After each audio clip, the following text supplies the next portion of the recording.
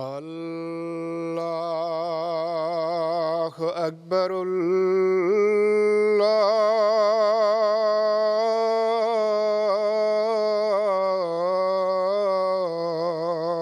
أكبر. الله أكبر.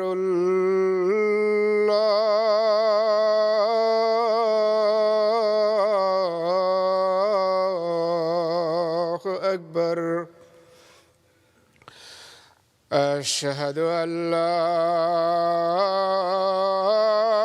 إله إلا الله. أشهد أن لا إله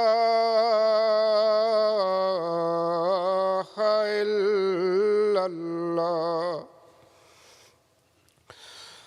أشهد أن محمدًا رسول الله.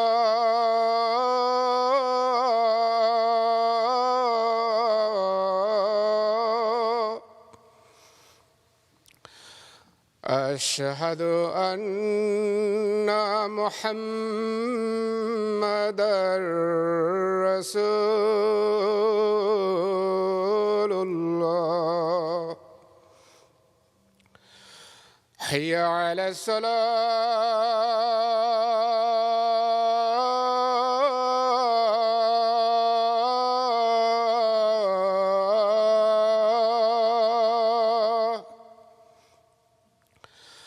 حي على الصلاة.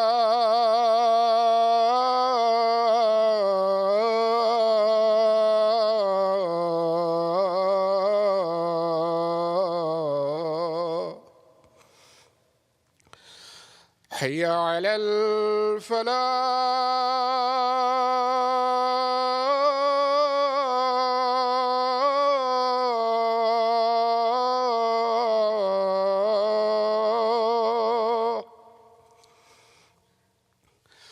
حي على الفلاح.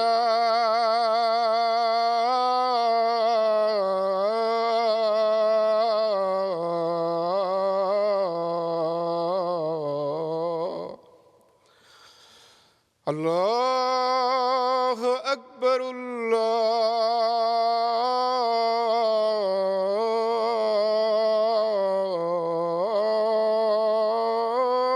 الله أكبر.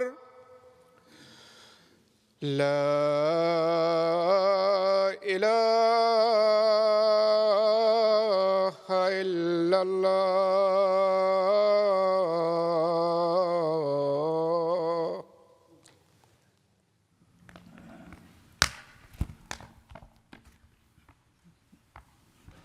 السلام عليكم ورحمة الله.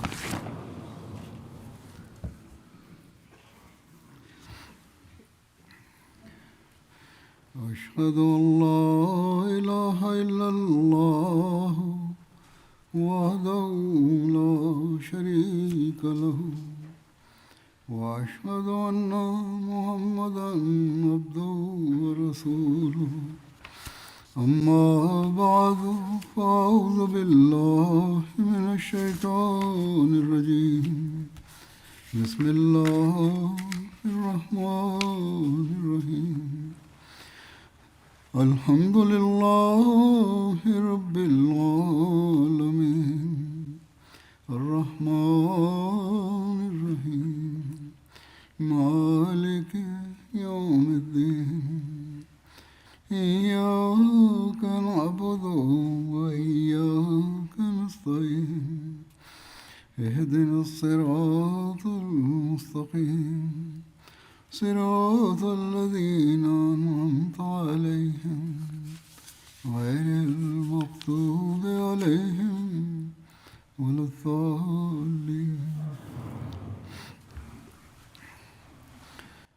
जैसा कि अल्लाह ताला ने আমরা জানি हमें फरमाया है আল্লাহ তাআলা कि आ हज़रत আমাদেরকে বলেছেন सल्लल्लाहु अलैहि वसल्लम हमारे लिए যে মহানবী সাল্লাল্লাহু আলাইহি ওয়াসাল্লাম আমাদের জন্য और हर मामले में উত্তম उसवा हसना আদর্শ আর সকল বিষয়ে তিনি ওসওয়ায়ে হাসানা।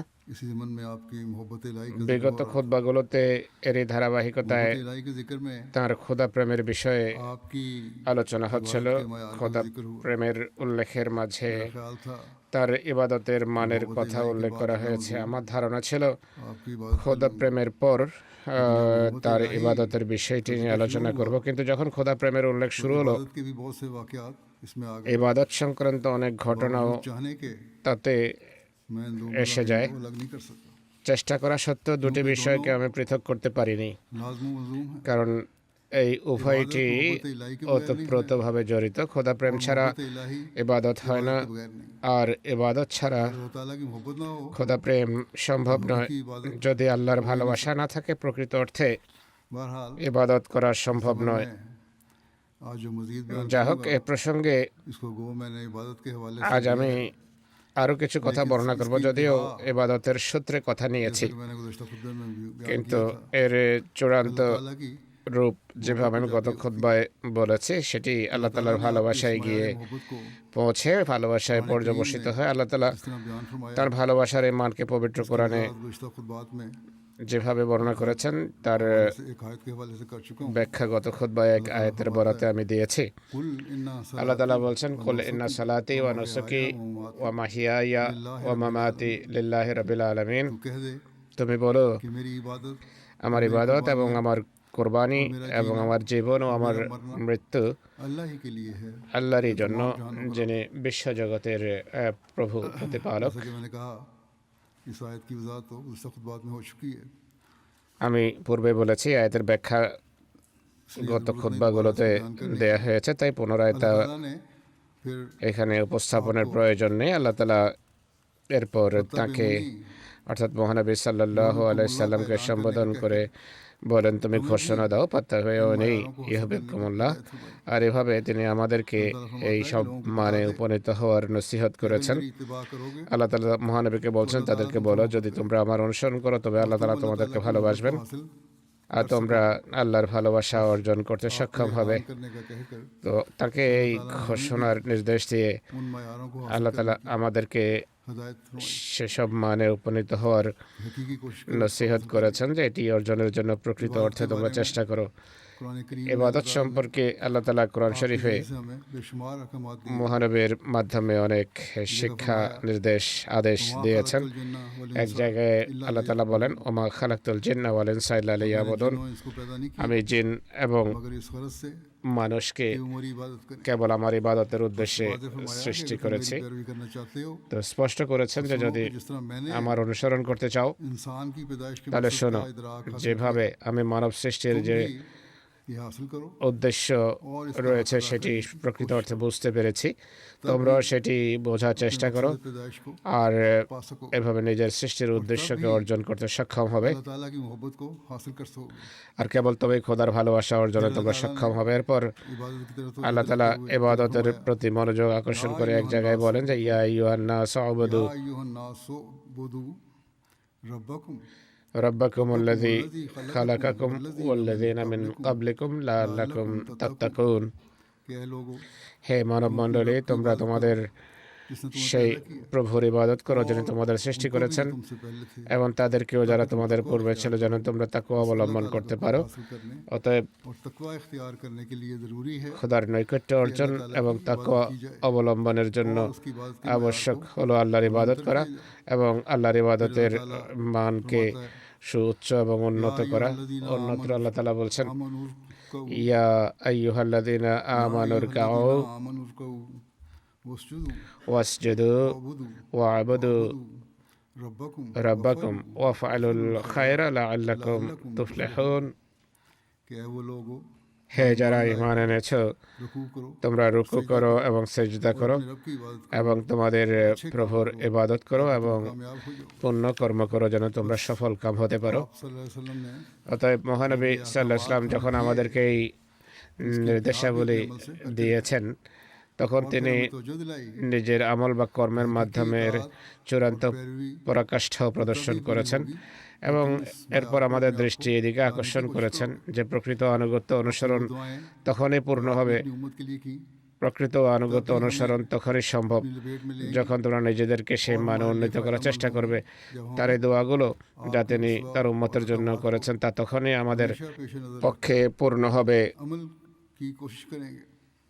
যেগুলো সামনে রেখে আমরা আমল করার চেষ্টা করবো। শুধু দেখালে আবার বললে কল্যাণ লাভ হয়ে যায় না। যাই হোক, এ সকল कायम फरमाए বা मैं बहुत सी আদর্শ मिसालें तुम्हें पेश कर चुका हूँ। বা দৃষ্টান্ত তিনি স্থাপন করেছেন, এর অনেক উদাহরণ আমি আপনাদের সামনে তুলে ধরেছি। এখন আরও কিছু পেশ করব। তিনি আল্লাহ তাআলার ইবাদতের কোনো সুযোগ হাতছাড়া হতে দিতেন না, বরং ঘুমেও আল্লাহর ইবাদত করতেন তিনি। যেমনটি তিনি নিজেই বলেছেন, আমার চোখ ঘুমায় কিন্তু আমার হৃদয় আল্লাহ তাআলার স্মরণ এবং ইবাদতের বিষয়ে কখনো উদাসীন হয় না। তিনি মান্যকারীদেরকে ওর নসিহত করেছেন, বলেছেন যে তোমাদের মান तुम्हें हमेशा पेश नजर रहे। যা হওয়া উচিত তা হলো খোদা যেন সবসময় তোমাদের সামনে থাকেন।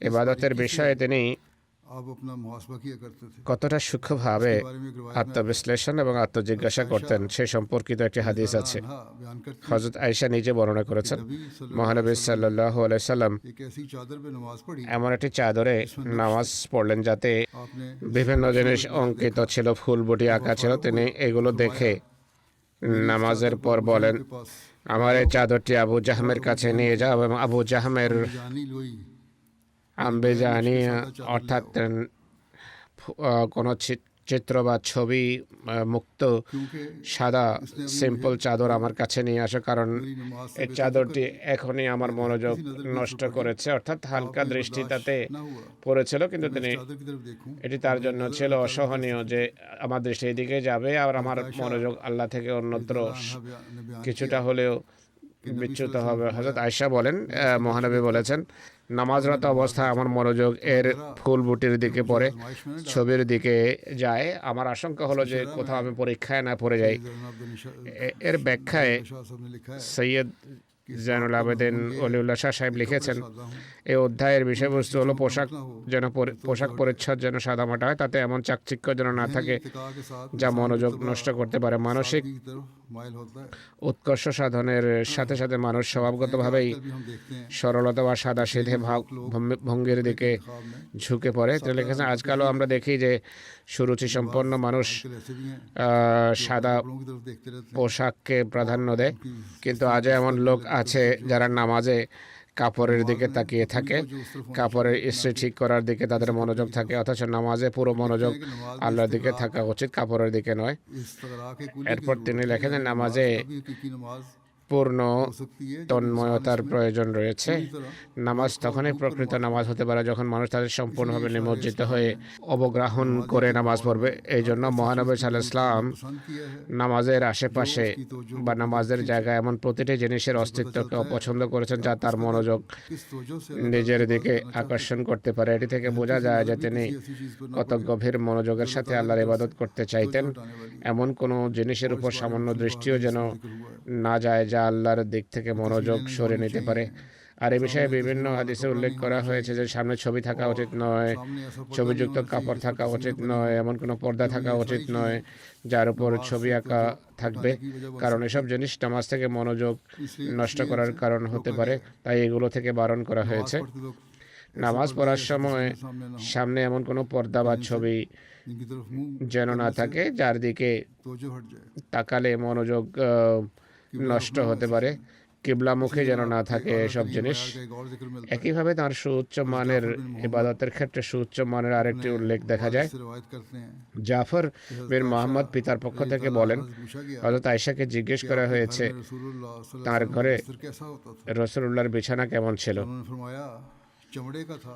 তখন তিনি বলেন তা ছিল চামড়ার, যাতে से भरे होते थे খেজুরের আঁশ ভরা থাকতো। হজরত হজরত হাফসাকে জিজ্ঞেস করা হয়েছিল যে যে তার ঘরে রসুলুল্লাহর বিছানা কেমন ছিল। पशम का था তিনি বলেন তা ছিল পশমের, অর্থাৎ जानवर के जो बाल थे उनका बनाया हुआ পশুর নরম লোম দিয়ে তৈরি ছিল। लगा देती थी আমি এটিকে দুই ভাঁজ করে দিতাম, ফলে তা কিছুটা নরম হতো, हजूर सल्लल्लाहु अलैहि वसल्लम আর হুজুর সাল্লাল্লাহু আলাইহি ওয়াসাল্লাম তাতে আরাম করতেন। এক রাতে আমি ভাবলাম कि क्यों ना इसकी 4 तहें लगा दूं এটিকে 4 ভাঁজ করে দেই না কেন, नरम और आराम যেন এটি আরো বেশি নরম ও আরামদায়ক হয়ে ওঠে, আর এটি তার জন্য বেশি আরামদায়ক 4 तहें लगा হবে। তাই আমি সেটি 4 ভাঁজ করে দিলাম। तो आप सल्लल्लाहु अलैहि वसल्लम ने फरमाया প্রভাতে তিনি বললেন, রাতে তুমি আমার জন্য কি বিছিয়েছিলে? হযরত হাফসা বলেন, कि मैंने अर्ज किया আমি বললাম आपका ही बिस्तर था, সেটি फिर তো हमने আপনারই उसकी বিছানা 4 ছিল, तहें আমরা সেটিকে लगा दी थी। 2 ভাঁজের জায়গায় 4 ভাঁজ করে দিয়েছি যেন অধিক আরামদায়ক হয়। তিনি বলেন, এটিকে পূর্বের মতোই থাকতে দাও, ज़्यादा नरमी मेरे लिए रात কেননা এর অতিরিক্ত কোমলতা আমার জন্য রাতের बिस्तर की नरमी নামাজে প্রতিবন্ধক সাথ ছিল। যদিও বিছানার কোমলতা তার ইবাদতে বাদ সাধতে পারত না, তবুও তিনি এটি পছন্দ করলেন না যে নরম বিছানা, তাই একটু শুয়ে থাকি আর এভাবে ইবাদত নষ্ট হতে পারে।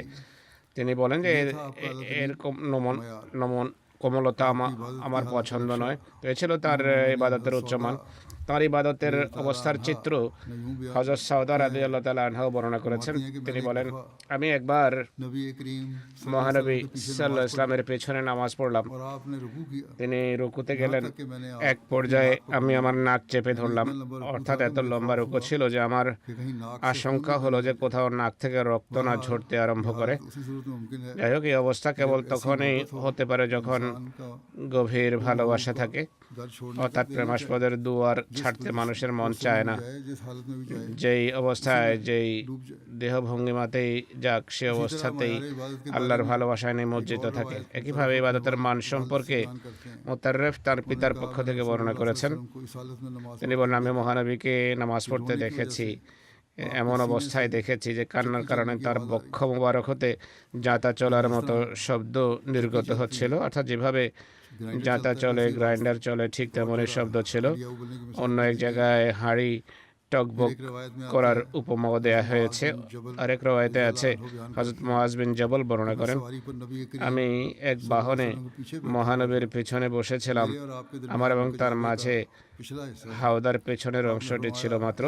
তিনি বলেন, হে মুআজ বিন জবল। আমি বললাম, লাব্বাইক হে আল্লাহ রাসূল, ওয়া সাদাইক। थोड़ी देर चले এরপর তিনি কিছুক্ষণ সফর অব্যাহত রাখলেন। আবার বললেন, হে মুআজ বিন জবল। আমি আবার নিবেদন করলাম, লাব্বাইক। এটি তো আমার সৌভাগ্য যে আমি আপনার সাথে আছি। এরপর তিনি কিছুক্ষণ সফর অব্যাহত রাখার পর বললেন, হে মুআজ বিন জবল। আমি বললাম, क्या तुम जानते हो লাব্বাইক अल्लाह का बंदों ওয়া সাদাইক। তিনি বলেন, তুমি কি জানো বান্দার উপর আল্লাহর কি অধিকার? আমি বললাম, আল্লাহ এবং তার রাসূলই ভালো জানেন। তিনি বলেন, বান্দার উপর আল্লাহর অধিকার হলো তারা যেন তার ইবাদত করে এবং কাউকে তার শরীক না করে। फिर आप कुछ देर चले और फरमाया এরপর তিনি কিছুক্ষণ সফর অব্যাহত রেখে বললেন যে, হে মুআজ বিন জবল। আমি বললাম, লাব্বাইক হে আল্লাহ রাসূল ওয়া সাদাইক। क्या तुम जानते তিনি বলেন, তুমি কি জানো हो बंदों का अल्लाह पर क्या हक আল্লাহর উপর বান্দার কি অধিকার? পূর্বে আল্লাহর অধিকারের কথা বলা হয়েছে, এখন বান্দাদের অধিকারের কথা বলা হচ্ছে। অর্থাৎ ইবাদতকারী বান্দা যদি হয় তাহলে কি হবে? আমি বললাম, আল্লাহ এবং তার রাসূলই ভালো জানেন। তিনি বলেন कि वो उन्हें अजाब न दे যে बंदों को अजाब न दे বান্দার অধিকার হলো আল্লাহ যেন তাদেরকে শাস্তি না দেন। অতএব মহানবী কেবল নিজের ইবাদতের মান यारों को हासिल करने की প্রতিষ্ঠা করেননি, বরং সে সমস্ত মান অর্জনের নসিহত করেছেন। বলেন, তোমরা যদি এমন করো अल्लाह ताला की मोहब्बत भी তাহলে আল্লাহ তাআলার ভালোবাসা লাভ করবে এবং আল্লাহ তাআলার শাস্তি থেকে তোমরা রক্ষা পাবে। मसीह मौला अलैहिस्सलातु হযরত মসিহ মাউদ আলাইহিস সালাতু ওয়াস সালাম सल्लल्लाहु अलैहि वसल्लम মহানবী সাল্লাল্লাহু আলাইহি ওয়াসাল্লামের প্রশংসায় এক স্থানে বলেন, हजरत মহানবী সাল্লাল্লাহু আলাইহি সাল্লাম शरीफ की इशाअत के लिए मामूर थे কোরআন শরীফ প্রচারের জন্য আদিষ্ট ছিলেন, একইভাবে সুন্নত প্রতিষ্ঠার জন্য তিনি আদিষ্ট ছিলেন। कुरान शरीफ यकीनी है যেভাবে কোরআন শরীফ অকাট্য এবং সুনিশ্চিত, একইভাবে মামুলা মুতাওয়াতিরা यकीनी है অর্থাৎ সুন্নত ऐसी सुन्नत जिसका ताल्लुक आप तक पहुंचता हो যা अमल से साबित होता हो और मुतवातिर इसमें रावी যা মহানবীর সুন্নত থেকে প্রমাণিত, মহানবীর জীবন আদর্শ থেকে প্রমাণিত, যার চেইন বা ধারাবাহিকতা হলো নিরবচ্ছিন্ন, এমন রওয়ায়েত। दोनों खिदमात এই উভয় দায়িত্ব, উভয় अपने हाथ से बजा সেবা মহানবী নিজে दुनिया को अपना করেছেন फर्ज समझा এবং अपना फर्ज समझा উভয়টি পালনকে নিজের জন্য অবশ্য কর্তব্য বলে মনে করেছেন। যখন নামাজের নির্দেশ এলো, सल्लल्लाहु अलैहि वसल्लम মহানবী সাল্লাল্লাহু আলাইহি ওয়াসাল্লাম আল্লাহ তাআলার এই বাণীকে वसल्लम ने खुदा ताला के इस कॉल को अपने फेल से खोल নিজের কর্মের মাধ্যমে স্পষ্ট করে দেখিয়েছেন এবং ব্যবহারিক রূপে প্রকাশ করলেন যে ফজরের নামাজের এই রাকাত হলো এই কয়টি, মাগরিবের এই কয়টি, অবশিষ্ট নামাজগুলোর এই হলো রাকাত, কিভাবে হজ করে দেখিয়েছেন। এরপর নিজের হাতে সহস্র সহস্র সাহাবীকে बंद करके এই तामुल बड़े जोर से कायम कर दिया কাজ বানতে বাধ্য করে और फिर उनको कायल আমল বা কর্মের নিরবচ্ছিন্ন ধারাবাহিকতা কায়েম করেছেন। के रंग में উম্মতে যে ব্যবহারিক का नाम सुन्नत রীতি চলে আসছে আজ পর্যন্ত অব্যাহতভাবে, এরই নাম হলো সুন্নত। आप लिखते हैं कि लेकिन हदीस को हज़रत सल्लल्लाहु अलैहि वसल्लम के আবার লিখছেন যে হাদিস মহানবীর সামনে লেখা হয়নি, তা সংকলন করার কোনো ব্যবস্থাও নেওয়া হয়নি মহানবীর সামনে। हदीस का मुआवजा कर মহানবী মসিহ মওউদ সুন্নত এবং হাদিসের পার্থক্য স্পষ্ট করছেন। তিনি বলেন সুন্নত বেশি গুরুত্বপূর্ণ, হাদিসের মর্যাদা আসবে এরপর। सुन्नत से नहीं যে হাদিস কোরআন এবং মহানবীর পবিত্র আদর্শের সাথে সাংঘর্ষিক নয়, সেটি সঠিক হাদিস। टिका में ये फरमा সুতরাং যেখানে তিনি মহানবীর প্রশংসায় বলছেন हदीस के मायार क्या थे वहाँ যে তার ইবাদতের মান কেমন ছিল, কি ছিল, সেখানে এই কথা স্পষ্ট করেছেন যে তিনি সব কিছু করে দেখিয়েছেন আর নিজের অনুসারীদেরকে এর উপর আমল করার উপদেশ দিয়েছেন এবং তাদের बस ये वो सुन्नत है এর উপর আমল, তাদের দ্বারা এর উপর আমলও করিয়েছেন। सहाबा कराम অতএব এটি সেই সুন্নত हमारे पास पहुँचे বা মহানবীর জীবন আদর্শ যা আজ পর্যন্ত আমাদের কাছে পৌঁছেছে। की तरबियत ही की সাহাবায়ে কেরামের যে আদর্শ আমাদের কাছে পৌঁছেছে তা মহানবীর তরবিয়তের কল্যাণে পৌঁছেছে। তিনি সাহাবীদের এমন তরবিয়ত করেছেন যে তাদের ইবাদতের মান ক্রমাগতভাবে উঁচু হয়েছে এবং আল্লাহ তাআলার সাথে ভালোবাসার মানও তাদের উন্নত হয়েছে।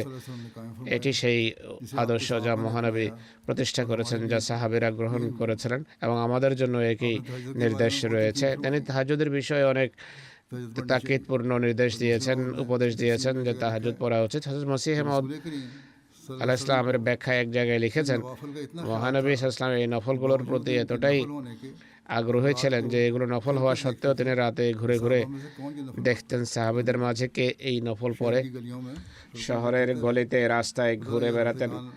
তিনি বুঝতে পারছেন যে কার ঘর থেকে নামাজের আওয়াজ আসছে বা কারা তাহাজ্জুদের জন্য উঠেছে আর কারা পড়ে না। करते थे कौन तहज्जुद पढ़ रहा है এই খবর নিতে যে কারা তাহাজ্জুদ পড়ছে আর কারা পড়ছে না। बारे में पूछा जाए यही আজকাল যদি কাউকে নামাজের ব্যাপারে জিজ্ঞেস করা হয় বা যদি এটাই বলা হয় যে মসজিদে নামাজ পড়া উচিত, मसले में आते তুমি কয় বেলার নামাজ মসজিদে এসে পড়ো, তখন মানুষ আপত্তি করা আরম্ভ করে যে এটি আমাদের ব্যক্তিগত বিষয়, আমাদের জিজ্ঞাসা করার তুমি কে? जमात को इसकी पूछने की क्या जरूरत জামাতের এটি জিজ্ঞেস করার দরকার কি? अल्लाह ताला का এটি আমাদের এবং আল্লাহ তাআলার মধ্যকার বিষয়। सल्लल्लाहु अलैहि वसल्लम तो কিন্তু মহানবী সাল্লাল্লাহু আলাইহি ওয়াসাল্লাম তাহাজ্জুদের নামাজেরও খোঁজ খবর নিতেন যে কে কে পড়ছে। मजलिस में একবার তার মজলিসে বা বৈঠকে हो का जिक्र আব্দুল্লাহ বিন ওমরের উল্লেখ बहुत अच्छे हैं আব্দুল্লাহ বিন ওমরের কথা উল্লেখ করা হয়। মানুষ বলে যে খুব ভালো মানুষ, তার মাঝে এই এই গুণাবলী রয়েছে। মহানবী বলেন হ্যাঁ সে খুব ভালো মানুষ, কিন্তু শর্ত হলো যদি সে তাহাজ্জুদ পড়ে।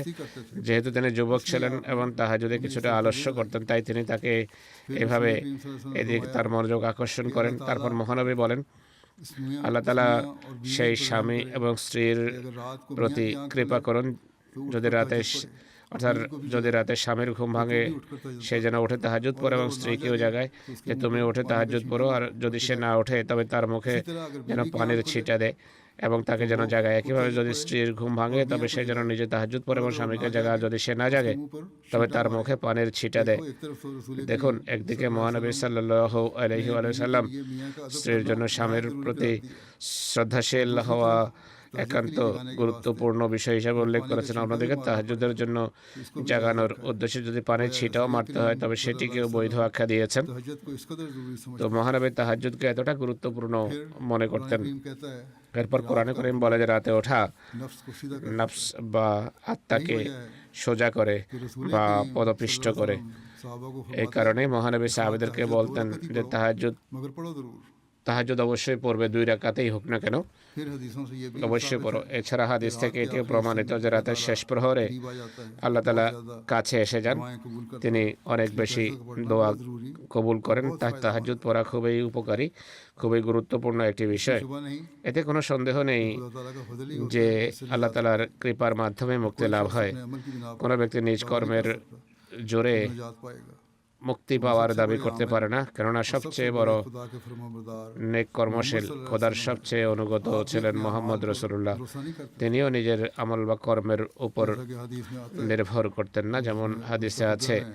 बयान भी कर আমি चुका গত हूं। খুতবায় এটি বলেছি যে মহানবী সাল্লাল্লাহু আলাইহি সাল্লাম হযরত আয়েশা এবং অন্যান্য সাহাবীকে এটি বলেছেন যে जब उन्होंने पूछा कि आप তারা अपने যখন अमाल से জিজ্ঞেস बीच में তারা जाएंगे, যখন आप বলেছিলেন যে फरमाया আপনি নিজ नहीं। आयशा নিজ बहन ने কর্ম कहा, বলে "बात বেহেশতে सही যাবেন, है। তিনি বলেন না, আমিও খোদা তাআলার কৃপাতেই জান্নাতে যাব। मोहम्मद सल्लल्लाहु अलैहि वसल्लम जैसा इंसान তো যেখানে মোহাম্মদ সাল্লাল্লাহু আলাইহি ওয়াসাল্লামের মতো মানুষ, যার उसका প্রতিটি चलना फिरना इबादत শ্বাস প্রশ্বাস, में যার दाखिल था, চলাফেরা ইবাদত उसका ছিল, सोना और जागना इबादत যার में ঘুমানো गिना এবং जाता था, শয়ন ও जिसकी জাগরণ हर हरकत और ইবাদত सुकून গণ্য হতো, इबादत যার थी, প্রতিটি গতিবিধি हत्ता নড়াচড়া कि जिसकी ছিল उसका ইবাদত। रफ़ा हाजत के लिए जाना और এমনকি बीवियों के যার पास जाना भी মূলমন্ত্র इबादत था। ত্যাগের জন্য যাওয়া এবং স্ত্রীদের इतना কাছে बड़ा যাওয়া ইবাদত इबादतगार ছিল। इंसान जब এত कहता है বড় कि मैं ইবাদতকারী अपने মানুষ अमाल যখন से বলেন যে बेइज्जत ना আমিও जाऊं, নিজ तो কর্ম आपके বলে खुदा के বেহেশতে खुदा যাব से না, বরং খোদার और कौन है जो অনুগ্রহেই कहे যাব। मैं अपने अमल से बेइज्जत में তাই दाखिल हो আর जाऊं। কে আছে যে বলতে পারে যে আমি নিজ কর্ম বলে বেহেশতে रसूल প্রবেশ करीम করব? सल्लल्लाहु अलैहि একথা वसल्लम মনে का করো हर না फेल कैसे इबादत में दाखिल हो गया। যে মহানবের প্রতিটি কাজ ये কিভাবে इसलिए ইবাদত গণ্য क्योंकि হতে পারে। इनके मुतल्लिक़ खुदा ताला ने बता এটি दिया এই है কারণে যে তার कि কর্ম आपकी সম্পর্কে हर एक আল্লাহ তাআলা हालत इबादत थी। নিজেই বলেছেন যে তার প্রতিটি नावाकिब कह सकता है কর্ম ছিল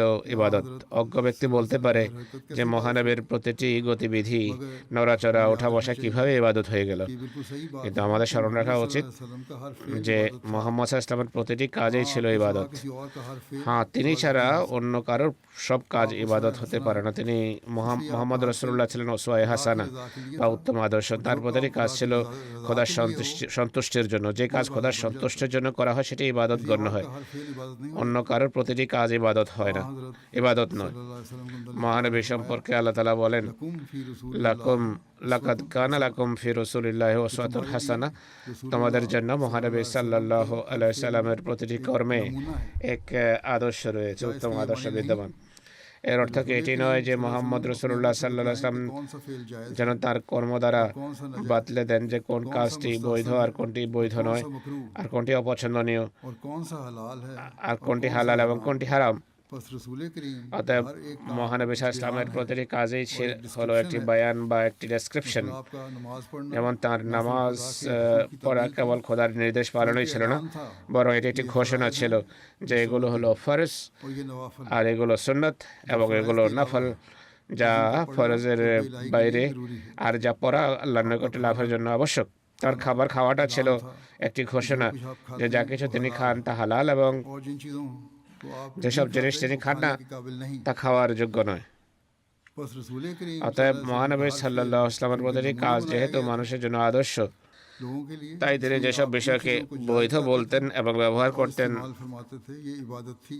সেগুলো করা ছিল ইবাদত। একইভাবে যা থেকে বারণ করতেন এবং ব্যবহার করতেন না ये भी इबादत में शामिल था। তাও ইবাদতের অন্তর্গত ছিল। বস্তুত তার প্রতিটি কাজে ছিল ইবাদত, কেননা খোদার নির্দেশের অধীনে তিনি যা করতেন। এর একটি উদাহরণ एक शख्स ने দেয়া হচ্ছে। की नमाज এক को ব্যক্তি दरियाफ्त किया। আসর নামাজ সম্পর্কে জানতে চান। দৃশ্যত আউয়াল ওয়াক্তে বা প্রথম সময়ে নামাজ পড়া इतनी देर की উত্তম, কিন্তু মহানবী এত দেরি করলেন যে आपको नमाज में ये সময় খুবই সংকীর্ণ হয়ে গেল। নামাজে তার এই इसलिए দেরি করা ইবাদত ছিল। আসলে তিনি শিখাচ্ছিলেন কোনো কারণে যদি মানুষ নামাজের সময় হওয়ার অব্যবহিত পর নামাজ পড়তে না পারে, नमाज हो जाएगी। যে কোনো সময়ে নামাজ পড়ে নামাজ হয়ে যাবে। সার কথা ফরজের ক্ষেত্রে ঘোষণা ছিল, ওয়াজিবের ক্ষেত্রে ঘোষণা ছিল, নফল ও সুন্নতের ক্ষেত্রে ঘোষণা ছিল इस हालत যে এর প্রত্যেকটি ইবাদত। कि खुदा के फजल से बेहिश्त में जाएंगे। তিনি বলছেন যে कह दिया आप আল্লাহর फेल इबादत কৃপায় আমরা বেহেশতে যাব। তার প্রতিটি কাজে ইবাদত ছিল, কিন্তু তা সত্ত্বেও তিনি বলেন যে আল্লাহর অনুগ্রহেই বেহেশতে যাব। कैसे कह सकते हैं তাহলে আমরা যাদের আমল বা কর্ম অত্যন্ত নগণ্য, আমরা কিভাবে বলতে পারি যে আমরা কর্মের বলে জান্নাতে চলে যাব? এটি থেকে বোঝা যায় যে খোদা তাআলার কৃপা বা অনুগ্রহ কত গুরুত্বপূর্ণ একটি বিষয়। महज दावे से नहीं हो আল্লাহর অনুগ্রহ খুবই গুরুত্বপূর্ণ বিষয়, কিন্তু আল্লাহর ফজল এবং महज दावा ईमान অনুগ্রহের শুধু দাবি করলে অনুগ্রহ লাভ হয়ে যাবে না, वो है अमल। তা অর্জনের জন্য কিছু প্রয়োজন রয়েছে। सल्लल्लाहु अलैहि वसल्लम की सुन्नत কেবল ইমানের দাবি দ্বারাই কিছু হয় না। कोशिश তো সেই জিনিসটা কি? তা হলো আমল বা কর্ম। মহানবীর সুন্নতের উপর আমল করা, मोहब्बत को हासिल करने की তার রীতি অনুসরণ করার চেষ্টা করা, নিজের ইবাদতের মান উন্নীত করার চেষ্টা করা। मोहब्बत इलाही के बगैर नहीं। ইবাদত আল্লাহর ভালোবাসা ছাড়া হয় না, আর আল্লাহর ভালোবাসা ইবাদত ছাড়া লাভ হয় না। মহানবী সাল্লাল্লাহু আলাইহি ওয়াসাল্লামের দোয়ার চিত্র কেমন ছিল उन्होंने एक जगह अपनी সেই সম্পর্কে में लिखा है, হযরত মুসলিম মওদ এক স্থানে তাফসীরে লিখেছেন। उसको कुछ जगह मैं अपने अल्फाज भी बयान कर दूंगा, और लेकिन बार হুজুর বলছেন যে আমি নিজের শব্দ ব্যাখ্যা করব। যাই হোক, তিনি বলেছেন যে অনেকেই আছে যারা দোয়া করে, কিন্তু তাদের চোখ, তাদের হৃদয়, তাদের মস্তিষ্ক, তাদের বক্ষ দোয়ার অনুকূলে থাকে না, দোয়ার उनका कहीं और होता है। সাথে চলে না। তারা দোয়া করে, কিন্তু চোখ অন্য কোথায় থাকে, হৃদয় অন্য কোনো স্থানে, মস্তিষ্ক অন্য কোনো জায়গায়, বক্ষে সেই ভালোবাসা থাকে না যা থাকা উচিত। খোদা তাআলার জন্য সেই ভালোবাসা থাকে না। नतीजा इसका यही निकलता है, এর ফলাফল কি দাঁড়ায়? ফলাফল এটি দাঁড়ায় যে যেহেতু साथ नहीं এই বিষয়গুলো দোয়ার সাথে চলছে না, नहीं कर रहे हैं, এর সমর্থন করছে না, वो दुआ तो তাই फिर ज़ाहिरी সেই दुआ ही होती है। দোয়া কেবল বাহ্যিক দোয়াই হয়। नहीं होती। তার চোখ অশ্রু সজল হয় না, তাদের হৃদয় বিগলিত হয় না। करते हुए तो आंखें দোয়া করার সময় চোখ অশ্রু সজল হওয়া উচিত, হৃদয় বিগলিত হওয়া উচিত, মন মস্তিষ্ক একমুখী হয়ে নিবিষ্ট চিত্তে খোদামুখী হওয়া উচিত। से उबल যখন বক্ষ আবেগে পূর্ণ না হবে, আবেগের টকবক না করবে, এর ফলাফল কি হবে? তাদের দোয়া ঠিক সেভাবেই गर्द उड़ जाता বাতাসে উড়ে যাবে, যেভাবে ধুলাবালি বাতাসে উড়ে যায় বা হারিয়ে যায়। মহানবীর চেয়ে বেশি স্বাধীন চেতা বা তার চেয়ে বেশি স্বাধীন আর কি হবে? है। जब दुआ करते কিন্তু তার সম্পর্কে বর্ণিত হয়েছে যে তিনি যখন দোয়া করতেন, তার বক্ষ থেকে অনেক সময় এমনভাবে আওয়াজ বের হতো যেন হাড়ি টকবক করে ফুটছে, আর এতটাই কাঁদতেন যে তার পবিত্র দাড়ি ভেজে যেত। अपनी आत्मा के मुताबिक কিন্তু অনেক লোক আছে যারা নিজেদের স্বভাব অনুযায়ী খোদা তাআলার সাথে অহংকার করে এবং দোয়ার সময় কান্নাকাটি করা পছন্দ করে না। नमाजों में रिक्कतारी होना भी, নামাজে ক্রন্দন इसके लिए भी এবং কোমলতা সৃষ্টি হওয়া আবশ্যক, এর জন্য চেষ্টা করা উচিত। হযরত মসিহ মাউদ আলাইহিস সালাতু ওয়াস সালাম इस्लाम ने एक नुस्खा এই উদ্দেশ্যে একটি ব্যবস্থাপত্র अपनी शक्ल প্রস্তাব করেছেন। তিনি বলেন, চেহারা तो इसी जारी हालत से কাদো কাদো असर पड़ता है। বানিয়ে নাও, তাহলে এই বাহ্যিক অবস্থার হৃদয়ের উপর প্রভাব পড়ে, बस हाँ हजरत তখন মানুষের কান্না পায়। অতএব মহানবী যেখানে আমাদের এই কথা বলেছেন যে আমার ইবাদতের এই হলো মান, मैं शुक्रगुजार हूँ আর আমি খোদার প্রতি কৃতজ্ঞ, আল্লাহর কৃপা আমাকে রক্ষা করবে, करने के लिए আর সেই কৃপা অর্জনের জন্য আমি ইবাদত করি, আল্লাহর নেয়ামত রাজির জন্য আমি তার দরবারে কৃতজ্ঞতা প্রকাশ করি। কেননা খোদা তাআলা যে অমুখাপেক্ষী, তিনি পরবিমুখ। যদি আমি কৃতজ্ঞতা প্রকাশ না করি, तो क्या पता अल्लाह ताला তাহলে আমি জানি না আল্লাহ কি ব্যবহার করবেন আমার সাথে। অতএব মহানবীর মতো মানুষ, যিনি সব পূর্ণবানদের সর্দার, যিনি কর্মের मुस्तगनी हो सकते প্রয়োজনীয়তার বিষয়ে উদাসীন নন, सकते हैं कि हम अमल से তবে অন্য লোকেরা কিভাবে हमें अमाल की जरूरत नहीं, কর্মবিমুখ হয়? बख्श देगा। আর লোকেরা কিভাবে বলতে পারে যে আমরা আমল থেকে মুক্ত হয়ে গেছি, আমাদের আমলের প্রয়োজন নেই, इलाही भी আল্লাহ তাআলা এমনিতেই ক্ষমা করে দেবেন? এগুলো তো কাফেরদের কথা, মুমিনদের কথা নয়। মহানবী সাল্লাল্লাহু আলাইহি ওয়াসাল্লামের জিক্রে ইলাহি বা আল্লাহর স্মরণ ছিল মহানবীর রীতি। এক খুতবায় হযরত মুসলিম মওদ বর্ণনা করেন যে इसकार में से एक वो जिक्र है जो सोते वक्त জিকিরগুলোর একটি ধরন ঘুমানোর সময় দেখা যায়। মহানবী ঘুমানোর সময় আয়াতুল কুরসি, সূরা ইখলাস, সূরা ফালাক এবং সূরা নাস, करीम की ये तीन आखिरी सूरतें हैं, কোরআন করিমের শেষ তিনটি সূরা তিনবার পরে হাতে ফু দিতেন, এরপর নিজের শরীরের উপর হাত বোলাতেন। তিনি उनको जिस्म पर इस तरह फेरते হাতে ফু দিয়ে হাতগুলো শরীরে এমনভাবে বোলাতেন যে মাথা থেকে শুরু করতেন এবং হাত যত দূর যেত তত দূর বা যত দূর পর্যন্ত হাত পৌঁছানো সম্ভব হতো তিনি হাত বোলাতেন। और हमेशा এটি মহানবীর রীতি, যে কাজকে তিনি ধর্মীয় কাজ মনে করতেন, নিয়মিত এবং সবসময় করতেন, এটিকেই সুন্নত বলা হয়। যেহেতু এই জিকেরও তিনি সর্বদা করতেন, অর্থাৎ আয়াতুল কুরসি পড়তেন, তিন কুল পড়তেন, তাই এই সুন্নত প্রত্যেক মুসলমান প্রমাণের অনুসরণ করা উচিত, বরং এটিকে জীবনের অবিচ্ছেদ্য অংশ বানিয়ে নেওয়া উচিত। कि ऐसा ज़रूरी नहीं তাই এই কথা মনে করে জিকির পরিত্যাগ করা উচিত নয় যে এটি এমন জরুরি বিষয় নয় যা না করলে জাহান্নামে চলে যাবে। कि सिर्फ আর यही जिक्र এমনটিও মনে করা উচিত নয় যে কেবল এই জিকিরই জান্নাতে নিয়ে যাওয়ার জন্য যথেষ্ট আর এর সাথে অন্য কোনো কাজের প্রয়োজন নেই। करने पड़ेंगे। যেগুলো ফরজ बाज़ लोग সেগুলো बात लिखते हैं और पूछते हैं অবশ্যই করতে হবে। কিছু লোক আমাকে চিঠি লিখে জিজ্ঞেস করে যে ছোট কোনো দোয়া বলে দেন, কোনো জিকিরের কথা বলুন যে আমরা করতে থাকবো, যাতে আমাদের মাঝে পুণ্য সৃষ্টি হয়ে যাবে, আমাদের পাপও দূর হবে, আমাদের কাজও সাধিত হবে, আল্লাহর নৈকট্য অর্জন হবে। তো সর্বপ্রথম কথা হলো ইবাদত করো, অর্থাৎ ফরজ ইবাদত, फ़र्ज़ के बाद नवाफिल भी আবশ্যকীয় ইবাদতগুলো করো। মহানবী ফরজের পর हाज़िर होने के নফলও আদায় করেছেন, সুতরাং নামাজে वो पहले हासिल আল্লাহ তাআলার সকাশে উপস্থিত হওয়ার যে মান রয়েছে তা প্রথমে অর্জন করতে হবে, এরপর নফল, তারপর আসবে জিক্রে এলাহি। मज़ीद नेकियों की तरफ জিকির বা জিক্রে এলাহি মানুষকে বর্ধিত পুণ্যের अखलाक और अमाल দিকে মনোযোগী করে, কিন্তু এর সাথে অন্যান্য अखलाक का भी इंसान को নৈতিক গুণাবলীতেও মানুষকে সজ্জিত হতে হবে, নৈতিক গুণাবলীর ধারক বাহক হতে হবে। हासिल करने আল্লাহর নৈকট্য मसाइल के हल অর্জনের জন্য, নিজের সমস্যার সমাধান এবং দোয়া গৃহীত হওয়ার জন্য আবশ্যক হলো हुक्म पर আল্লাহর প্রতিটি নির্দেশ মেনে চলা, इस तरह किया जाए जिस আর সেভাবে করা যেভাবে হযরত রাসূলুল্লাহ সাল্লাল্লাহু আলাইহি ওয়াসাল্লাম করে দেখিয়েছেন। की जाए और এর জন্য চেষ্টা করা উচিত इस मुकम्मल सुन्नत पर अमल किया আর পুরো সুন্নত মহানবীর অনুকরণ করা উচিত। ये ख्याल যাই হোক, জিক্রে এলাহি সম্পর্কে ধারণা করা উচিত নয় যে এগুলো ছেড়ে দিলে বা বাদ দিলে জাহান্নামে চলে যাব, আর এটি মনে করা উচিত যে কেবল জিক্রে এলাহির মাধ্যমে জান্নাতে চলে যাব বা আমাদের সব সমস্যার সমাধান হয়ে যাবে। और फराइज भी जरूरी আমল বা নেক কর্ম অবশ্যই জরুরি, ফরজ কাজগুলো করা আবশ্যক। মহানবী যেখানে নিজের উন্নতির জন্য জিক্রে এলাহির মুখাপেক্ষী ছিলেন, कि हमें ऐसे তাই আমরা কিভাবে বলতে পারি যে আমাদের এই ধরনের জিকির বা আল্লাহ তাআলাকে এভাবে স্মরণ করার প্রয়োজন নেই? মহানবীর রীতি ছিল कुर्सी তিনি সবসময় ঘুমানোর 3 दफा পূর্বে আয়াতুল কুরসিতে এবং 3 কুল 3 বার পড়তেন, যেভাবে বলা হয়েছে। এরপর হাতে ফু দিয়ে শরীরে হাত বোলাতেন।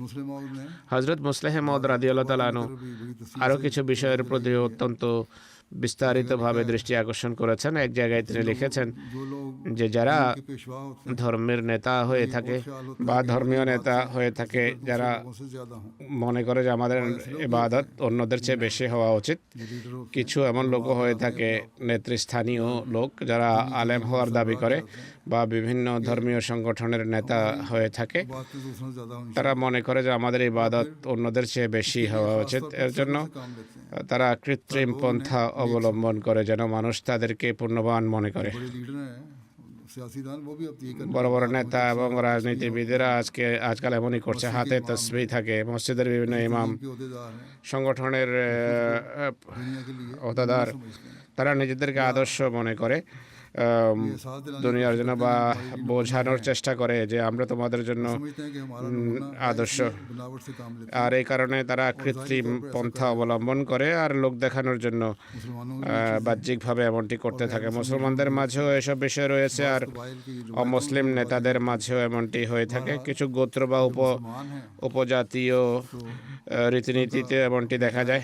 যাই হোক, যদি মুসলমান হয় जाहिर करने का ये তারা নিজেদের এভাবে জাহির করে যে ওযু করার সময় বিশেষ সাবধানতার সাথে দীর্ঘক্ষণ অঙ্গ প্রত্যঙ্গ ধুতে থাকে। এমনকি এ কথাও বলে যে ওযু করার সময় পানির যে ফোঁটাগুলো পড়ে সেগুলো যেন শরীরে না পড়ে, এতেও सजदे और रुकू भी लंबे करते हैं ওযু নষ্ট হয়। সেজদা এবং রুকু অনেক দীর্ঘ করে, নিজের চেহারায় বিনয় अल्लाह का प्यार हासिल कर এবং নম্রতা প্রকাশ করে লোক দেখানোর জন্য। খোদার জন্য করলে তো ভিন্ন কথা, কিন্তু এরা লোক দেখানোর জন্য এমনটি করে। মানুষের সামনে অনেক বেশি तस्बीहें हाथ में ওয়াজিফা পড়ে, জিক্রে এলাহি করে, হাতে তাসবিহ থাকে, বাহ্যত हजरत জিক্রে এলাহিতে রত থাকে। बावजूद কিন্তু মহানবী सबसे সাল্লাল্লাহু আলাইহি সাল্লাম, যিনি সবচেয়ে বেশি খোদা ভীরু এবং মুত্তাকি ছিলেন, তার সমান খোদাভীতি কোনো মানুষ নিজের মাঝে সৃষ্টি করতে পারবে না। কিন্তু তা সত্ত্বেও তিনি এসব বিষয়ে সাদা সিধে ছিলেন। তার জীবন এসব কৃত্রিমতা এবং লৌকিকতা থেকে সম্পূর্ণভাবে মুক্ত ছিল। হযরত আবু কতাদা বর্ণনা করেন, মহানবী বলেছেন, कि मैं बाज़ दफ़ा আমি नमाज में অনেক সময় নামাজের জন্য দণ্ডায়মান হই আর নামাজ দীর্ঘ করার ইচ্ছে হয়, रोने की आवाज़ सुन लेता কিন্তু কোনো শিশুর কান্নার আওয়াজ শুনতে পাই, তখন আমি আমার নামাজ मैं बच्चे की माँ এই ভয়ে সংক্ষিপ্ত করে দেই যে পাছে আমি শিশুটির মাকে কষ্টে না ফেলি।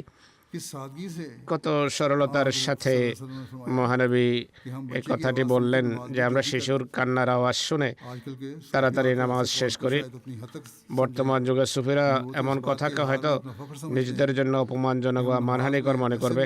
তারা তো कुछ खबर नहीं এ বিষয়ে প্রকাশ করাতে নিজেদের গর্ব মনে করে যে আমরা নামাজে এমন মগ্ন হই कुछ ख्याल नहीं যে কোনো খবর থাকে না, हजरत যদি পাশে ঢোলও বাজতে থাকে তবুও আমাদের কোনো খেয়াল আসে না। মহানবী এসব खुदा ताला की दी हुई थी। কৃত্রিমতার ঊর্ধ্বে ছিলেন। তার মাহাত্ম বা মর্যাদা আল্লাহ তাআলার দেয়া ছিল, মানুষ তাকে সম্মানিত করেনি। মানুষের কাছ থেকে তার কিছুই পাওয়ার ছিল না, তিনি আল্লাহ তাআলার পক্ষ থেকে মাহাত্ম বা মর্যাদা চেয়েছিলেন। कर सकते हैं जो তাই তিনি এসব লৌকিকতা থেকে মুক্ত ছিলেন। समझते हैं। এই চিন্তা ये दिखावा सिर्फ उन्हीं কেবল তারাই করতে পারে যারা মানুষকে সম্মানদাতা মনে করে। এই লোক দেখানো ভাব কেবল তাদেরই হতে পারে যারা মানুষকে ইজ্জত দানকারী বা সম্মান দানকারী মনে করে।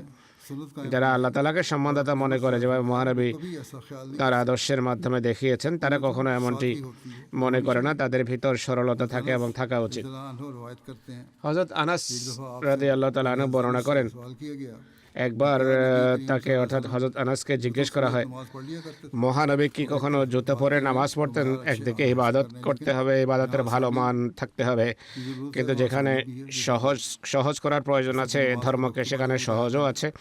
আসরের নামাজের কথা আমি বলেছি, पहलू सामने रख তিনি প্রতিটি দিক সামনে রাখতেন, কিন্তু हकीकत यही है कि अल्लाह ताला की इबादत আসল বিষয় হলো আল্লাহর ইবাদত और उसका দৃষ্টিপটে রাখতে হবে, দৃষ্টিতে থাকতে হবে, আল্লাহর সন্তুষ্টি লক্ষ্য হওয়া উচিত। যা হোক, তাকে জিজ্ঞেস করা হলো যে মহানবী কি জুতা পরে নামাজ পড়তেন? उन्होंने जवाब दिया कि आप पढ़ लिया करते थे। তিনি জবাব দিলেন, হ্যাঁ, তিনি পড়ে নিতেন। এই ঘটনা থেকে জানা যায় तकल्लुफात से बचते थे। যে তিনি কৃত্রিমতা এড়ানোর ব্যাপারে খুব সাবধান ছিলেন। মুসলমান যারা ঈমান ও ইসলাম সম্পর্কে অজ্ঞ এবং ইসলামের শিক্ষা সম্পর্কে অজ্ঞ, समेत नमाज তারা যদি কাউকে জুতা পরে নামাজ পড়তে দেখে তাহলে হইচই শুরু করবে। যতক্ষণ না কেউ তাদের ধারণা অনুযায়ী সেসব শর্ত পূরণ করবে, তারা তা দেখাও পছন্দ করে না। हमारे लिए उसवा কিন্তু আমাদের জন্য উত্তম আদর্শ হলেন মহানবী। তার রীতি ছিল তিনি বাস্তবতা বা আসল পরিস্থিতি দেখতেন, কৃত্রিমতার অনুসরণ করতেন না। অবস্থা আজও একই। আমাদের এক আহমদী আমাকে লিখেছে, कि तुमने এক বিরোধী মৌলবী कलमा पढ़ रहे তাকে বলল, তুমি এই কালিমা পড়ছো বা অমুক কথা বলছো। সে আরো বলে, তুমি তো নামাজ পড়ো না, নামাজ পড়তে জানো না, কোরআনও পড়ো না, তুমি কি জানো? आए या ना आए তোমার এই জিনিসের সাথে কি সম্পর্ক? সে বলে, নামাজ পড়তে জানি বা না জানি, তুমি যেহেতু আহমদি, মির্জাই, কাদিয়ানি, তাই তোমার এগুলো করা উচিত না। এই হলো এদের অবস্থা। कहीं खुद अमल नहीं इनके। আমাদের বিরোধীরা কোনো নেক কর্মের উপর প্রতিষ্ঠিত নয়। अल्लाह ताला की इबादत के लिए যাই হোক, খোদার ইবাদতের জন্য পবিত্রতা ও পরিচ্ছন্নতা হলো শর্ত। কোরআন এবং হাদিস থেকে এটি প্রমাণিত। जो जूती पाक हो, তাই যে জুতা পবিত্র, পরিচ্ছন্ন, সাধারণ জায়গায় যেখানে নোংরা হওয়ার ভয় থাকে, সেই জুতা পরে প্রয়োজনে নামাজ পড়লে কোনো অসুবিধা নেই। এটি করে উম্মতে মুহাম্মদিয়ার উপর অনেক বড় এহসান করেছেন মহানবী। তাদেরকে ভবিষ্যতের কৃত্রিমতা এবং লৌকিকতা থেকে তিনি রক্ষা করেছেন। এই উত্তম আদর্শ থেকে সেই সব লোকের শিক্ষা নেওয়া উচিত যারা আজকাল এইসব বিষয় নিয়ে ঝগড়া করে এবং লৌকিকতার অনুসরণ করে। যে কাজের মাধ্যমে খোদা তাআলার মাহাত্ম্য এবং সম্মানে কোনো হানি ঘটে না, সে কাজ করলে কোনো ক্ষতি নেই। এরপর নামাজ কায়েম করা খুবই গুরুত্বপূর্ণ একটি বিষয়। को पढ़वाना নামাজ পড়া, অন্যদের পড়ানো, নিষ্ঠার সাথে অজু করে গভীর আগ্রহ উদ্দীপনার সাথে ধীরে ধীরে জামাতের সাথে পুরো শর্ত সাপেক্ষে নামাজ পড়া এর অন্তর্গত। हदीस में आता है হাদিসে আছে, नमाज खुदा और बंदे के নামাজ খোদা বান্দার মাঝে সাক্ষাতের একটি মাধ্যম হয়ে থাকে। इसके जरिए उलूहियत অর্থাৎ এর মাধ্যমে के वास्ते से খোদার যে বৈশিষ্ট্য রয়েছে, নবীর মাধ্যমে যা আল্লাহ সৃষ্টি করতে চান তা মোমেনদের জীবনে সৃষ্টি হয় এবং তারা খোদার রঙে রঙিন হয়ে যায়। सल्लल्लाहु अलैहि वसल्लम মহানবী সাল্লাল্লাহু আলাইহি সাল্লাম इस कदर एहतमाम फरमाते বা জামাত নামাজ পড়ার প্রতি এতটাই গুরুত্ব দিতেন যে একবার তার কাছে একজন অন্ধ ব্যক্তি এসে নিবেদন করে যে, হে আল্লাহ রসুল সাল্লাল্লাহু আলাইহি সাল্লাম, আমার ঘর মসজিদ থেকে অনেক দূরে, पहुंचने में सख्त আর যেহেতু মসজিদে পৌঁছাতে আমার অনেক কষ্ট হয়, তাই আপনি যদি অনুমতি দেন আমি বৃষ্টির দিনগুলোতে আমার ঘরেই নামাজ আদায় করে নিতে পারি। मकान थे মদিনায় ঘরবাড়ি কাঁচা ছিল, বৃষ্টির কারণে অলিগুলোতে পানি জমে যেত, ঘরবাড়ির দেয়াল ঘেঁষে ঘেঁষে চলতে হতো। दीवारों को बारिश के কিন্তু সেখানে দেয়ালগুলোকে বৃষ্টির পানি থেকে বাঁচানোর জন্য রীতি ছিল যে দেয়ালের সাথে পাথর রেখে দেওয়া হতো, যেন বৃষ্টির পানি দেয়ালে লেগে কাঁচা দেয়ালগুলোর ক্ষতি না হয়।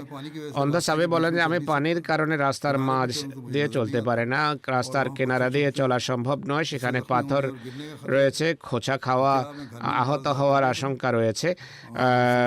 আমি কি ঘরে নামাজ আদায় করে নিতে পারি? মহানবী বলেন ঠিক আছে, পড়ে নিও, কোনো অসুবিধা নেই যদি তোমার এই সমস্যা থেকেই থাকে। সেই সাহাবের সেখান থেকে চলে যাওয়ার কিছুক্ষণ পর মহানবী সাহাবীদেরকে বলেন যে ওকে একটু ফিরিয়ে আনো। যখন তিনি ফিরে আসেন, মহানবী তাকে বলেন তোমার ঘরে কি আজানের আওয়াজ পৌঁছায়? তিনি বলেন জি হে আল্লাহ রসুল, আজানের আওয়াজ তো আমার ঘরে পৌঁছে। आपने फरमाया अगर अजान তিনি বলেন যদি আজানের আওয়াজ তোমার ঘরে পৌঁছায় मस्जिद में आते তবে মসজিদে আসার সময় হোঁচট খেলেও আহত হলেও মসজিদে তোমার অবশ্যই আসা উচিত। वक्त नसीम अलैहिस्सलाम হযরত মসিহ মাউঊদ আলাইহিস সালাম বলছেন, कहता हूं আমি আবারও বলছি की मोहब्बत के दरख्त যে আল্লাহ তাআলার ভালোবাসার नशो आप आएंगे বৃক্ষ তার ভিতর সৃষ্টি হয়ে বড় হবে এবং তাতে এমন সব সুমিষ্ট ও পবিত্র ফল ধরবে যা অকুলুহা দায়মনের পরিপূরণ স্থল বা প্রতিচ্ছবি।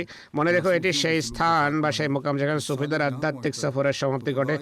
এক পূর্ণবান ব্যক্তি যখন এখানে পৌঁছে সে খোদা তাআলারই বিকাশ দেখে। তিনি বলেন তাআব্বুদ বা ইবাদতের অবস্থার সংশোধনের নামেই হলো প্রকৃত ইবাদত। এমন অবস্থা যেখানে আল্লাহর কথা হৃদয়ে থাকে, তার ইবাদত করার সময় আল্লাহ যদি সামনে থাকেন তাহলে সেটি প্রকৃত ইবাদত। তিনি বলেন ইন্নানী লাকুম মিনহু নাযীরুম ওয়া বাশীর।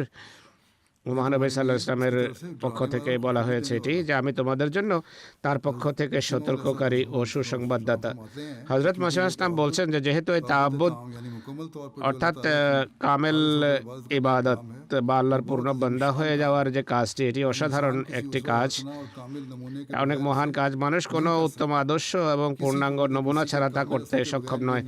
কোনো আধ্যাত্মিক শক্তি বা পবিত্র সত্তার পূর্ণাঙ্গ প্রভাব ছাড়া তা হতে পারে না। এই কারণে মহানবী বলেন যে আমি সেই খোদার পক্ষ থেকে সতর্ককারী ও সুসংবাদদাতা হয়ে এসেছি। যদি আমার আনুগত্য করো এবং আমাকে গ্রহণ করো তবে তোমাদের জন্য বড় বড় সুসংবাদ রয়েছে, কারণ আমি বশীর। আর যদি আমাকে প্রত্যাখ্যান করো তবে মনে রেখো আমি নজির হয়ে এসেছি।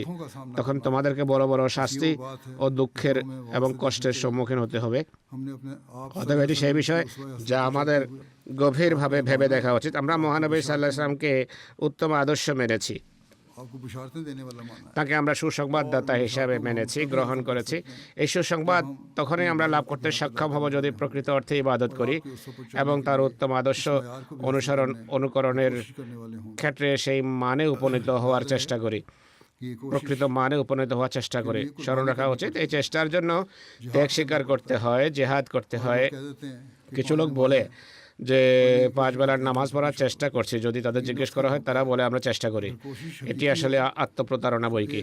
যদি প্রকৃত চেষ্টা থাকে তবে চিন্তা থাকে, जायजे लेने की जरूरत है। উৎকণ্ঠা থাকে, তাই আমাদের প্রত্যেকের আত্মজিজ্ঞাসা করা উচিত যে আমরা সত্যিকার অর্থে চেষ্টা করছি কিনা। হযরত মসিহ মাউঊদ আলাইহিস সালাম বলেন মহানবী সাল্লাল্লাহু আলাইহি ওয়াসাল্লামের ইবাদত কেমন ছিল। आप गारे हिरा তিনি হেরার গুহায় যেখানে বন্য পশু, সাপ ও চিতা ইত্যাদির বিপদ ছিল সেখানে চলে যেতেন। इसका जिक्र पहले बयान हो चुका এর কথা পূর্বেই বলা হয়েছে যে সেখানে তিনি গিয়ে দোয়া করতেন। এটি বর্ণনা করার পর তিনি বলেন कि जब एक যে নিয়ম হলো कशिश बहुत बढ़ जाती যখন একদিকের আকর্ষণ খুব বেড়ে যায় অন্যদিকের ভয় তখন মন থেকে দূর হয়ে যায়। আল্লাহ তাআলার ভালোবাসার আকর্ষণ বেড়ে গেলে ইবাদতের দিকে মনোযোগ নিবদ্ধ হলে তখন জাগতিক বিষয়াদির ভয় আর থাকে না। তিনি উদাহরণ দিয়েছেন যে কিছু নারী है बहुत डरने যাদের স্বভাব খুবই ভীরু হয়ে থাকে। वाली बच्चे की দেখা গেছে কোনো সন্তানের অসুস্থতার সময় অন্ধকার রাতে ऐसी जगह जाती প্রয়োজনে এমন জায়গায় চলে যায় যেখানে দিনের বেলাও যাওয়া তাদের জন্য কঠিন।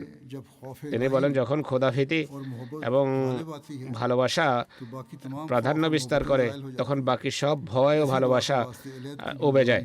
এমন দোয়ার জন্য নির্জনতা আবশ্যক। এই পূর্ণ সম্পর্কের সাথেই নূর বা জ্যোতি প্রকাশ পায়। আর প্রতিটি সম্পর্ক একটি সতর বা পর্দা চায়। এটা গোপন সম্পর্ক থাকলেই তা প্রকাশিত হয়। তিনি বলেন যে ইবাদত যেন আল্লাহর জন্য হয়, লোক দেখানোর জন্য না হয়। আনুগত্য, ইবাদত ও সেবায় যদি ধৈর্য অবলম্বন করো, তবে খোদা কখনো ব্যর্থ করবে না। ইসলামে এমন হাজার হাজার লোক অতিবাহিত হয়েছেন যাদেরকে মানুষ কেবল তাদের আলো দেখেই চিনেছে। তাদের প্রতারকদের মতো গেরুয়া কাপড় কিংবা লম্বা চোগা বা বিশেষ স্বাতন্ত্র্যমণ্ডিত পোশাকের প্রয়োজন নেই।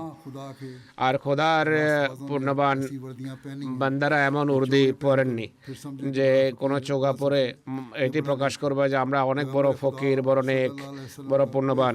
মহানবী সাল্লাল্লাহু আলাইহি ওয়াসাল্লামের এমন কোনো বিশেষ পোশাক ছিল না যার দ্বারা তিনি সাধারণ মানুষের মাঝে একটা স্বাতন্ত্রতা সৃষ্টি করবেন। বরং একবার এক ব্যক্তি হযরত আবু বকরকে পয়গম্বর মনে করে তার সাথে মুসাফা করলো এবং সম্মান ও শ্রদ্ধা প্রদর্শন করতে লাগলো। অবশেষে হযরত আবু বকর উঠে মহানবী সাল্লাল্লাহু আলাইহি ওয়াসাল্লামকে পাখা দিয়ে বাতাস করতে লাগলেন। নিজের কথার মাধ্যমে নয় বরং কাজের মাধ্যমে বুঝিয়েছেন যে মহানবী সাল্লাল্লাহু আলাইহি ওয়াসাল্লাম ইনি, আমি তো তার সেবক। যখন মানুষ খোদার দাসত্ব করে তখন তার রঙিন কাপড় পরার বা বিশেষ কোনো বেশ ধারণ করার, মালা ইত্যাদি ঝুলিয়ে চলার কি প্রয়োজন? অর্থাৎ গহনা বা পুঁতির মালা গলায় পরে নেয়, হাতে লম্বা লম্বা তসবিহ থাকে। এমন লোকেরা দুনিয়ার কুকুর। এরা তো দুনিয়াদার, আল্লাহর বান্দা নয়। খোদার সন্ধানীদের পোশাক এবং উর্দির বিশেষ ব্যবস্থা করার সময় কোথায়? তারা তো মানুষের দৃষ্টির আড়ালে থাকতে চান।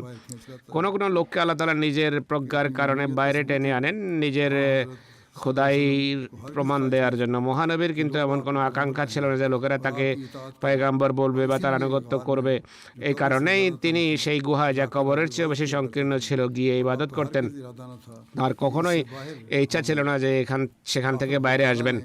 অবশেষে আল্লাহ তাআলা নিজের বিশেষ প্রজ্ঞার অধীনে তাকে স্বয়ং বাইরে নিয়ে এলেন এবং তার মাধ্যমে পৃথিবীতে নিজের জ্যোতি প্রকাশ করলেন। আল্লাহ তাআলা আমাদেরকে এই আলো থেকে, এই জ্যোতি থেকে কল্যাণ লাভ করার তৌফিক দিন। আল্লাহ তাআলার ইবাদত সত্যিকার অর্থে করার তৌফিক দান করুন, আর তার উত্তম আদর্শ অনুসরণ করার আমাদেরকে তৌফিক দিন। আর আল্লাহ তাআলা আমাদেরকে তার উত্তম আদর্শের উপর চলার আর প্রকৃত অর্থে চলার চেষ্টা করার সুযোগ দিন। আল্লাহুম্মা আমিন।